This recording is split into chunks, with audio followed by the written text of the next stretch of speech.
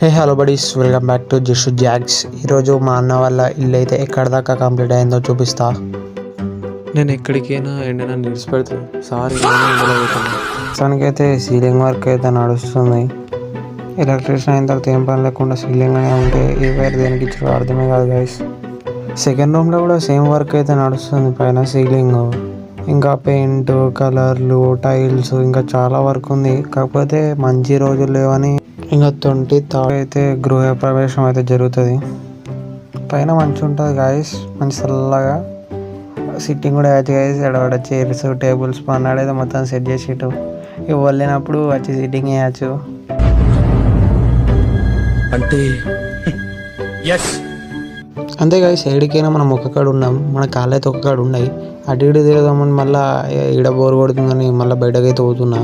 Okay guys, like and share అయితే వేయండి బ్లాగ్ని అయితే. See you next blog.